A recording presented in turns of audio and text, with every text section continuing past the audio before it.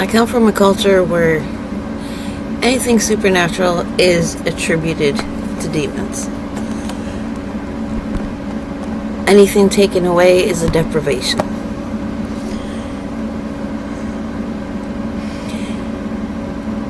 When I was going, it was after my full embodiment, became homeless, lost everything, into the darkness, and then slowly starting to come out. I knew my spirit was being introduced to the heavens, and I relayed this experience before. And I knew it was real because later I tried to log on. There was supposed to be a tour of the heavens, like a meditation through this group. And it turns out at the time that my spirit was being introduced in the heavens,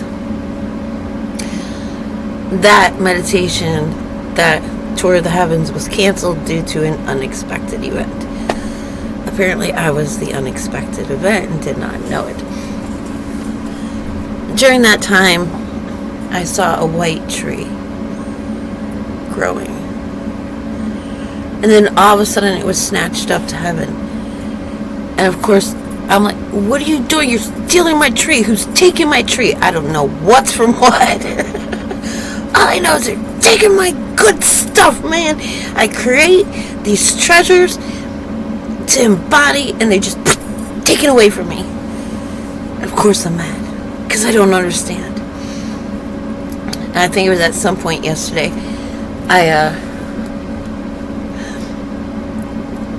it was just given to me, like, I'm bound for the stars. Like, it's something, you know, I am a star. There's a stardom. I'm bound for stardom, but not the worldly idea of, you know, being in movies and all that. But that I'm bound for stardom. And as it goes, I accept something, and then I find the validation for it. It comes from the outside of me, like a gift, an affirmation. You're getting it right, girl. You get there now. But further on down the road, later on, in a place in California, and I keep seeing this flame, this two-colored flame with this light source in the middle. And, you know, are you ready to get married? Have you chosen your dress yet? Are you ready to get married? And I'm being shown things. When we're shown visions, they're parables. And we learn that if we read the book of Enoch, where he's talking to the angel up in heaven, and he sees stars, and the angel asks, what are these? He says, I will tell you. These are the names of the holy ones on earth. And so everything is told to us in parables. So when I see a vision, as I mentioned before, it's as if, so that our minds can grasp a principle, an idea, a concept of something, though it might not be the literal exact form of it. I mean, everything at the highest, furthest away from our dense little selves, everything is formless. Like, not even sound, not even light. There are places there's not even light, because light is physical. It's a physical manifestation. And so that light, through that light, that physical manifestation is where we came to be individuated, to see ourselves, came to be, so to speak. So there's all this star stuff going on, and I just accept it. And then I'm listening to, first I'll go back to the flame. Are you ready? Do you have your wedding dress picked out? And then I have the imagining. Now I'm in darkness because I'm in ignorance, a lack of knowledge. And so oh, I'm happy my father's getting married. I'm so happy. I'm happy for him. I can't wait to meet the bride. And then all of a sudden, his house is getting attached to mine. And all I feel is the essence of my biological father. And I'm like, oh, hell no. Ow, that's so gross. That's not right. That's just wrong. That's just wrong. That's just wrong. That's just wrong. You know, we're talking about incest here. Like, I'm a product of that environment. No. And so then I see a face of my mama, my grandmother, and she says, oh, I'm so glad you didn't marry your father. And down the road I go, further, deeper into hell.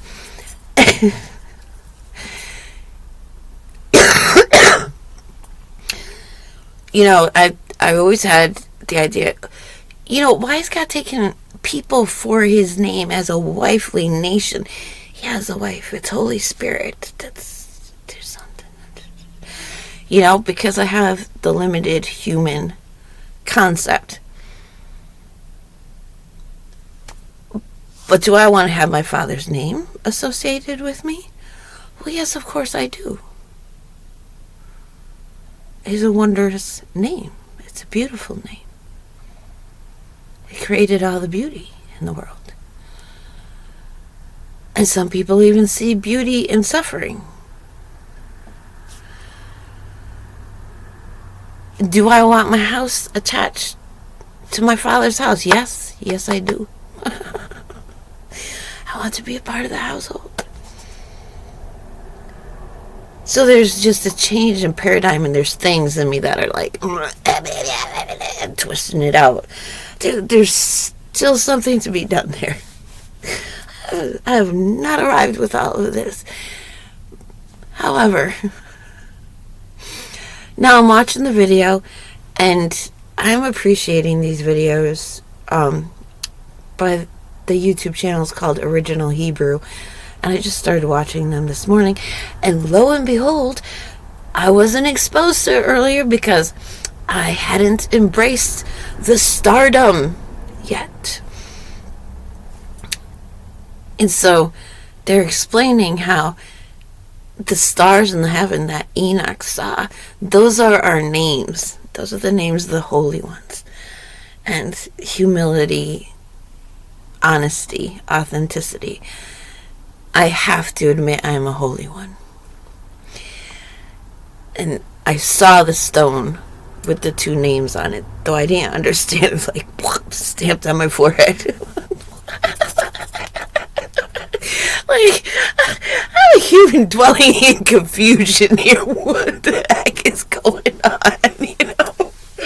Is this the mark of the devil? Is this what it is? Like, who is stamping my forehead? But they just come and do it anyways. Like, you're going to love it someday. You're going to love it someday. And my tree of life that grew within me, that got snatched up in a way. What on earth? So now I've come and I'm having it revealed to me that's my treasure in heaven. We're supposed to let these things be taken up to heaven. Building treasures in heaven. I'm supposed to be doing this.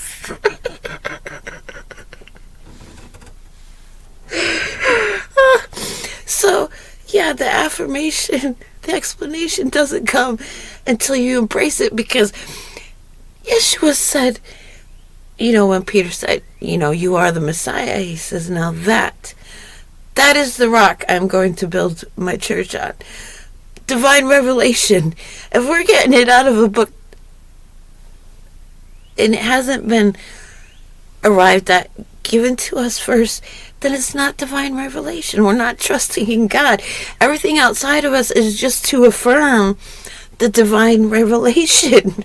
You know, the scriptures talk about there will be a day when no man will have to teach. They will all know God. They won't have to teach each other. This is how you know God. This is how you understand his voice. This is how you receive. This is how he conveys things to you. And yeah, there are voices from heaven. You can get them. But that's not that's not what we aim for. It's the communion, the conveying of our essence. And you don't get that in words that just anybody can use. You know, like I said, there's some Adonis Saint Germain who's got all the information coming out of him, copywritten, and all the money associated with that's going to go to them, and nobody can copy it or reproduce. Dude, you were given freely, you receive freely, you give freely. So, but I am that I am. He starts every channeling, I am that I am. Yeah, I am that I am too, you know. Whatever it's given me to be in any given day, it's what I am, you know. It's like that song by Alanis Morissette, you know. I'm a bitch, I'm a mother, I'm a sinner, I'm an angel. I got it all covered, man. All of it. So, yeah, now I'm getting the understandings I've always wanted in my life. And so now I gotta get over the yuck factor of being, you know, we're the bride of Christ. We're the bride of Christ. But he's one with the Father, and so that has to be included in the oneness. And so we have to be a bride of God too. A holy vessel in which his spirit can dwell. Along with Yeshua. There has to be room and allowance and welcome for all three. And that may be hard for so many of us because of the way that we grow up, because of the culture that we live in and things like that. But he is patient, he is kind, and this is why he's allowed it to go on for so darn long. Yeah. There we go. So if you are going through any of this, you're not alone. You're not alone. And please, please, please don't hang your head in shame. Oh. That is not what is wanted for you. Don't do it. Don't be ashamed because you thought, you know, some part of your relationship with God was dirty or unclean, that you pushed him away. It's okay. You're okay. It's alright. And it shows. If it feels unclean, you're not going to do it despite yourself. You're not going to force yourself and violate yourself for anybody or anything. And that's a good quality. Wish I could apply it to the rest of the world, you know? Where I thought I belonged, where I thought I needed to fit in. It would have been nice. However,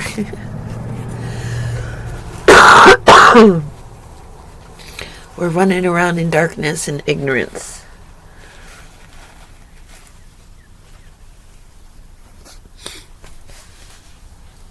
And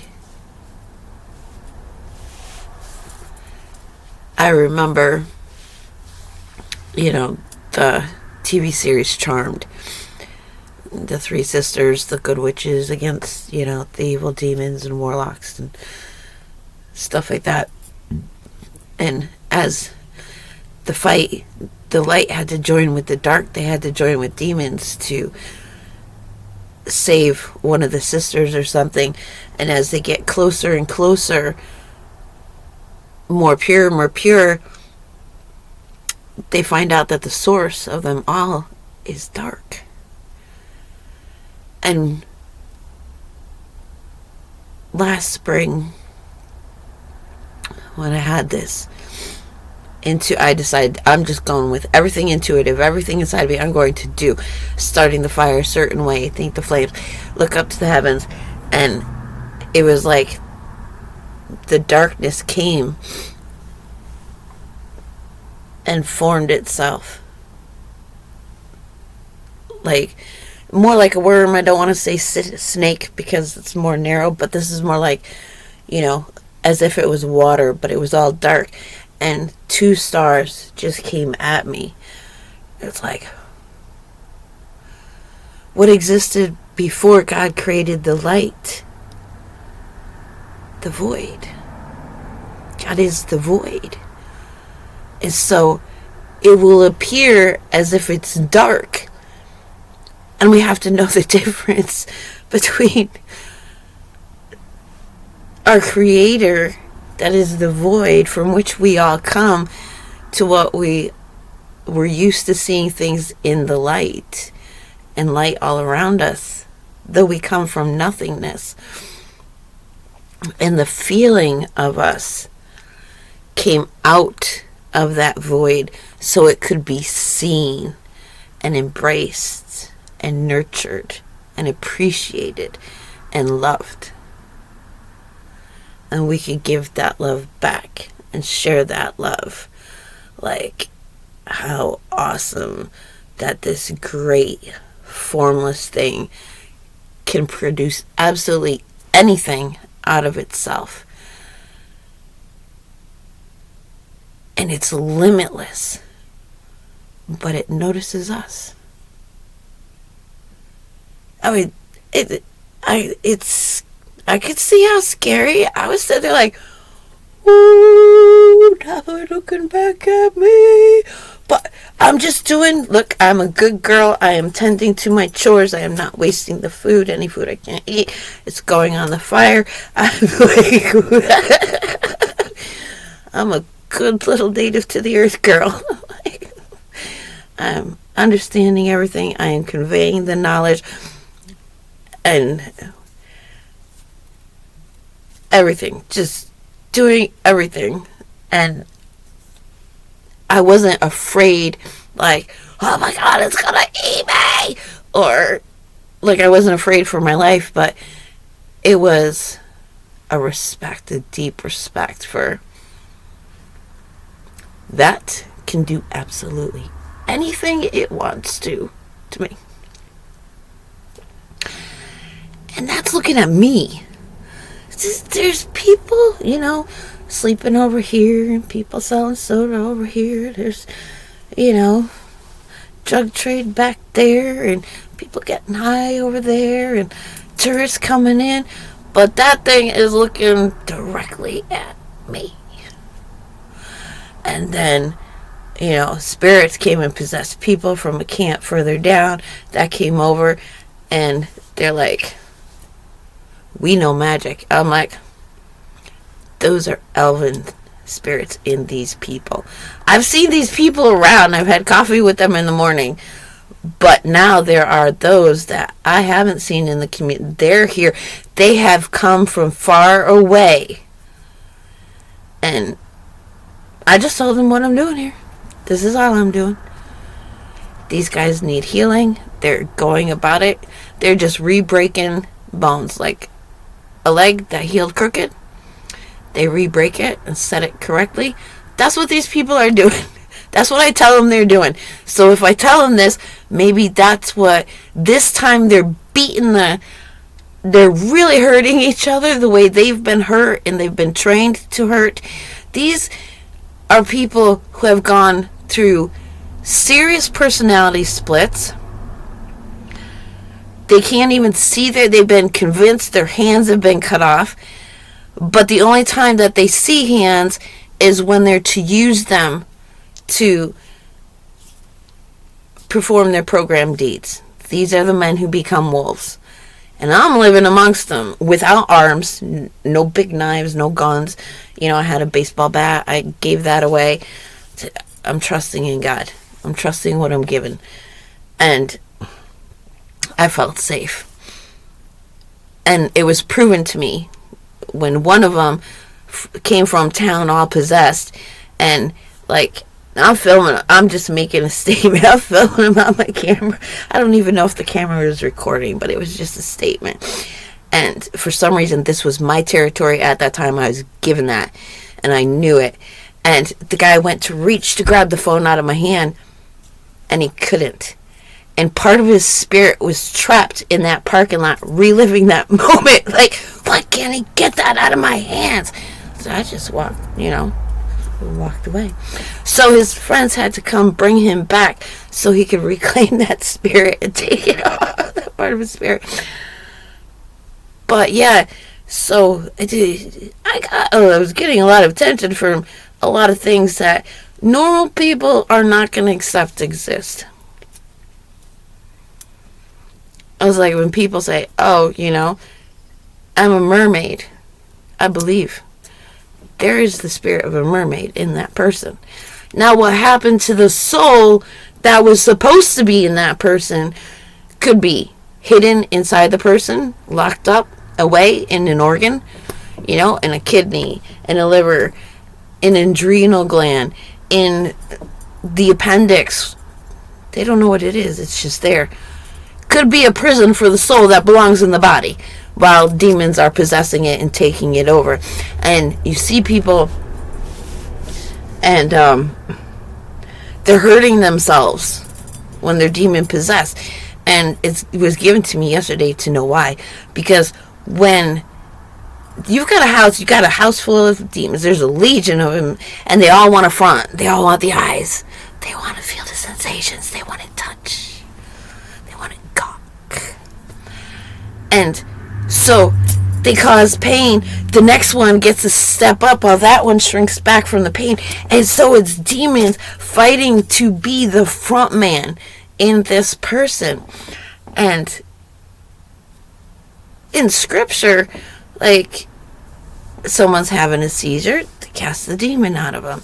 And all sickness was blamed on demons, and they were healed. Yeshua, the apostles, they healed them. They raised the dead. But nowadays, somebody's having a seizure, they've got this medical explanation. And when I was integrating new information, new understandings, like, my body would convulse. And I just wouldn't black out and foam at the mouth. So I came to call them the integration episodes.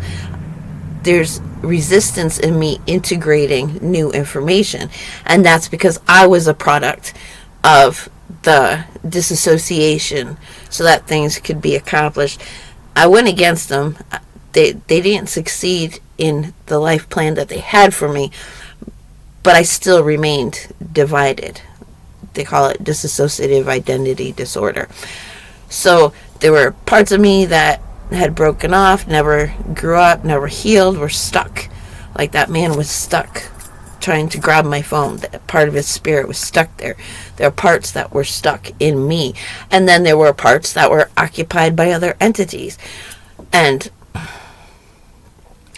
so when people say seizures, I hear integration episode.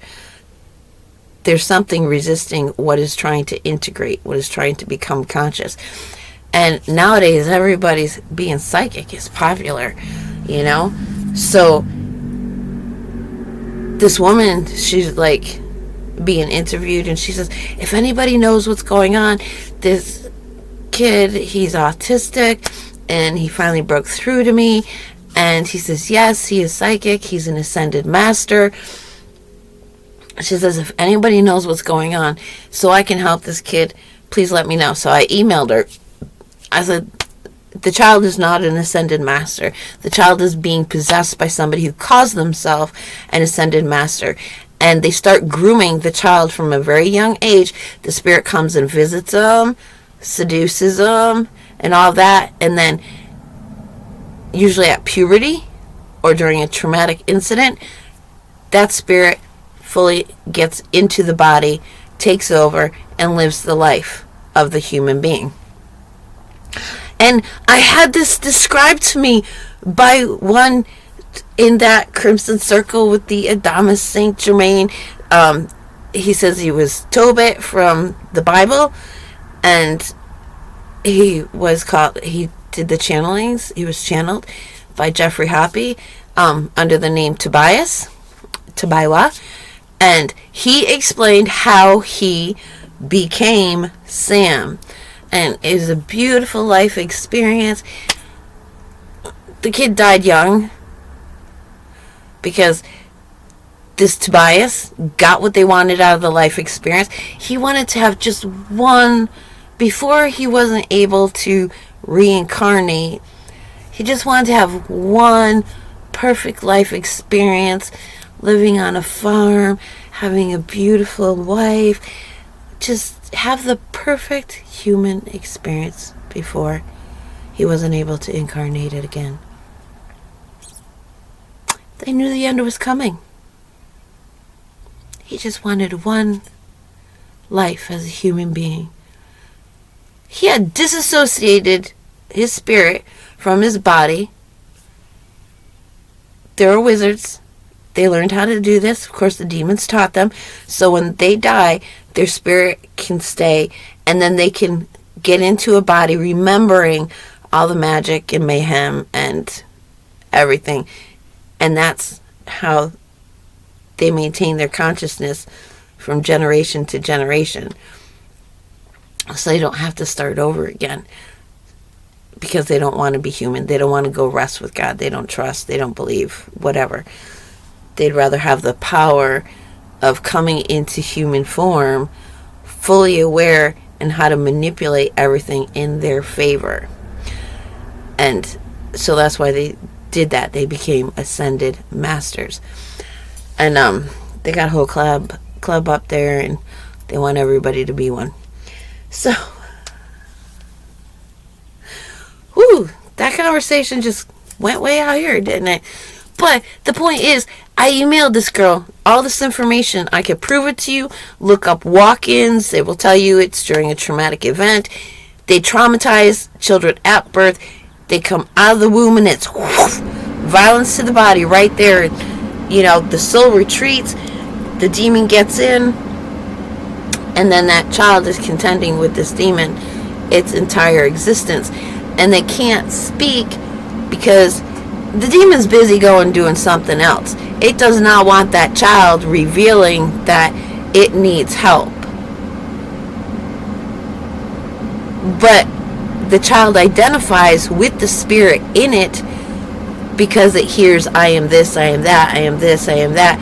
And so the child says, I am this, I am that, I am this, I am that. Like when I am that I am came in me, the words wanted to come, I am that I am, but I knew I'm not I am that I am. I am that I am was inside me. And this was the name associated with this dominance, Saint Germain. So there you have it. We are starbound.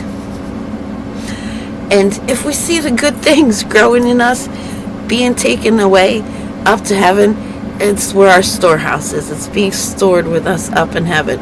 So down here, we're suffering. We may have health problems. Shoot, we may have demons in us. Do not be ashamed. It doesn't mean you don't have good things stored up for you in the heavens. It does not mean that your star isn't shining bright with that tree of life that grew in you. It doesn't mean anything. Don't believe it. Trust. If you know you're a holy one, you are a holy one. And I do not use the word chosen one because they use that on the dark side for, you're chosen, you've been chosen to be divided and sliced up and diced up your consciousness and host of demons, and not even aware that parts of you are,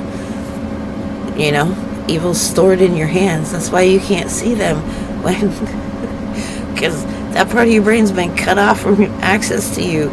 But your hands are possessed by demons, and they're gonna go kick the ever-loving out of someone when your masters want that to happen. And the people who want eyes in the back of their heads, they end up with their pineal gland looking out the back of their head. That's why you see them with the reverse mohawk, shaved down the middle of their head, no hair, or bald heads. Why men shave their heads when their consciousness has been divided up is because the pineal gland is looking out the back of their brain. And I've seen people in that state of confusion, like, all I see is hair, I can't see my hands, and I had to move their hands for them, like, focus, pay attention, feel, look where the feeling is. See, you're putting the spoon in your mouth. See, now you're putting the spoon in my mouth. And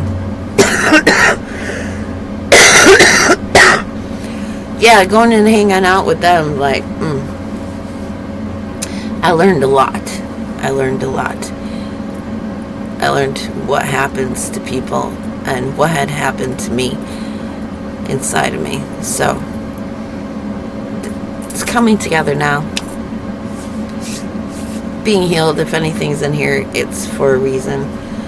It's like I'm being healed one little bit by one little bit, so that I see it happening in myself, and thus I can understand what's happening in other people and what needs to be done to help them. And the point with me starting off this video is people don't necessarily want it. Like the autistic kid who's a psychic, his parents don't want him to stop being psychic. The woman who was recruited, they told her, you're psychic too. Now, she's a Christian. She's talking about Jesus all over the place. And they told her, you've been chosen specially to help these children who go on this mountain and they convene and plan and stuff. The autistic kids, they meet there and not in real life, or they don't talk to people here in what we call real life.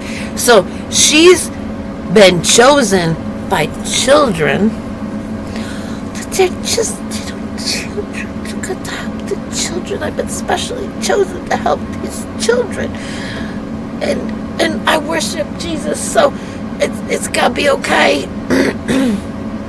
And the mother's like, oh, I knew there was something special about my child. You know, it's, oh, there's something wrong with your child. So, no, there's something special. That's why they're that way. No, I don't want to take this special. I don't want my child to be, you know. They don't want to believe. And we all want to hear we're good people. We have good standing in our community. We want that. That's how we get our food. That's how we maintain our house. I don't want to think, dang, I allowed demons to possess my child. I gotta live with the lie so I don't have to say, oh, look what's on my forehead. Maybe I should take this stuff off. Father, help me take it off. What do I need to do? So that they don't want help. And that's why I'm not eager to go about getting attention for healing, because people they don't want it, and they're afraid. Like I said in my last video, they're afraid. What will I be like? Will I be overbearing? Will I, go around cursing people? Will I go around hurting people? Am I going to be arrogant? Am I going to be selfish? Am I not going to care? And people are going to come to me. They'll be like, you have the ability to heal. I was in a shelter I had mentioned previously, where all this, do you have your dress ready?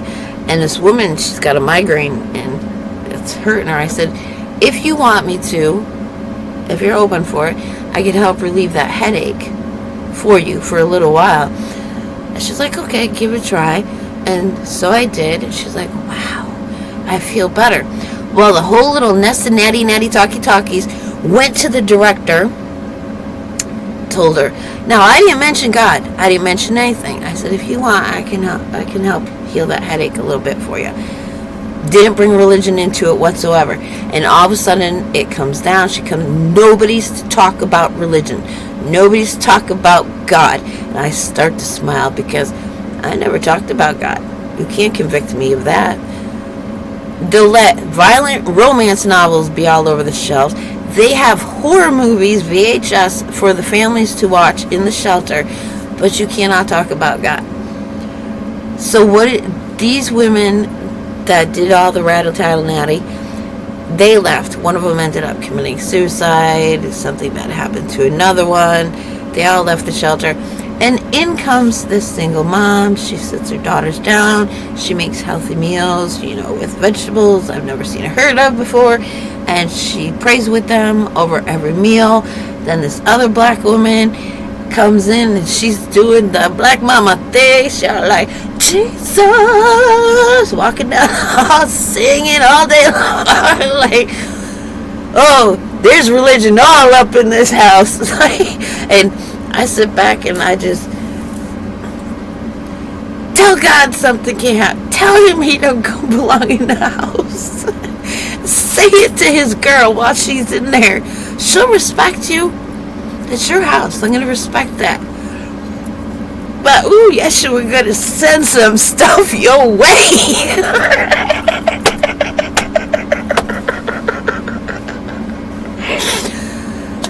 I'm not going to disrespect the household.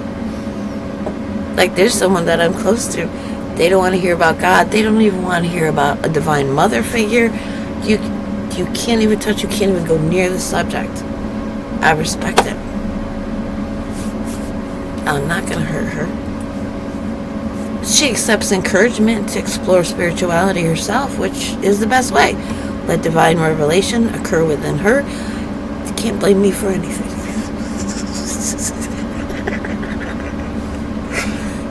It's good. So yes, do not feel shame for any negative thing that you have felt. And I'm looking myself in the eye right now, because do not feel shame because you felt dirty about the daddy attaching his house to yours. Because the state of mind that I associate, this is my darkness. This is my feeling, my energy when it comes to daddy figures and that daddy name. That's why I'm not inclined to use, I will use father, but I'm not going to say daddy. Because what pops into my mind is freaking Louis in Slab City who said, put daddy, I identify as daddy. And he did a very vile thing to women. He enslaved them, literally. Every woman that come out there, like, he's enslaved them. They've gone crazy. Hey, I'm serious. He enslaved me. He drank my piss in the morning. He's bad. One woman, she boasts she's an Ashkenazi Jew.